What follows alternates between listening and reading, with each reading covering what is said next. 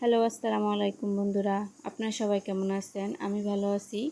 আজকে চলে আসলাম নতুন আরেকটি ব্লগ নিয়ে। আজকে ফালুদা নিয়ে আসলাম। আমি যেভাবে ফালুদা বানাইলাম আপনাদের সাথে শেয়ার করতে নিয়ে আসলাম। তো চলেন দেখি।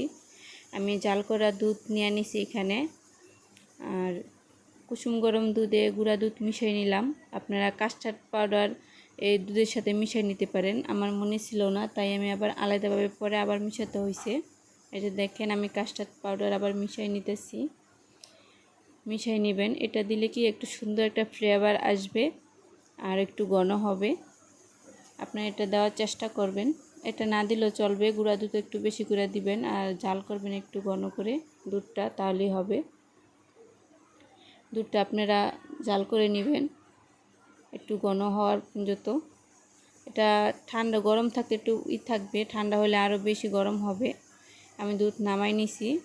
এই যে দেখেন, পানি গরম করে আমি সাবুদানা দিয়ে দিলাম। ততক্ষণে আপনারা এই দুধটা ঠান্ডা করে নেবেন লাইড়া চেরা, ওটা বসাই দিয়া।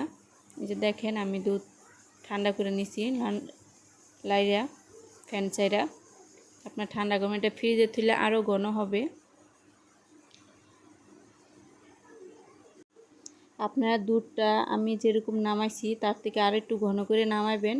আমি ওইটা নামাইছিলাম, একটু পাতলা হয়েছিল, একটু পাতলা হয়েছে। আপনারা আর একটু ঘন করে নামাইবেন। আমি প্রথম যে ভিডিও আমার এই পাতলা হয়েছে, সেজন্য আমি পরের বার আবার আমি বানাইছি, সেটার ভিডিও করা হয় নাই, তাই এটার সাথে ওটা একসাথে অ্যাড করে দিছি। ওটার সাথে এই যে শুধু সাবুদানা মিক্স করছি এটাই দেখাইছি, দেখেন একটু পাতলা দেখায়। পরে যে ফল মিক্স করছি ওটা দেখাই নাই, ওটা আবার দেখাইছি আমি পরে। আবার যেটা তৈরি করছি এটা, এই যে দেখেন, আমি এখানে 5 রকমের ফল নিয়ে নিছি। খেজুরে যে দেখেন, পরে আবার আমি এটা করে নিছি, ঠান্ডা হয়েছে পরে একটু ঘন হয়েছে। এটা এখানে আমি খেজুর দিছি, আঙুর দিছি, আপেল, আনার আর হলো স্ট্রবেরি দিছি। আপনাদের পছন্দের মতো ফল দিয়ে দিবেন। এটা দেখেন কতটা ঘনত্ব।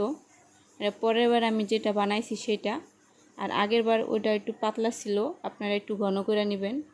এই যে দেখেন কত সুন্দর ঘনত্ব হয়েছে, অনেক স্বাদ, ভালো লাগে। আপনি এভাবে বানিয়ে খেয়ে দেখবেন। ভালো লাগলে প্লিজ সাবস্ক্রাইব করবেন, পাশে থাকবেন, লাইক দিবেন। উপরে দেখেন সুন্দর দেখার জন্য কটা আনারের দানা আমি ছিটাই দিলাম, আপনারা এভাবে দিবেন। আর সাথে আইসক্রিম দিবেন উপরে, আইসক্রিম দিলে বেশি ভালো লাগে। আপনারা আইসক্রিম ছাড়াও খাইতে পারেন।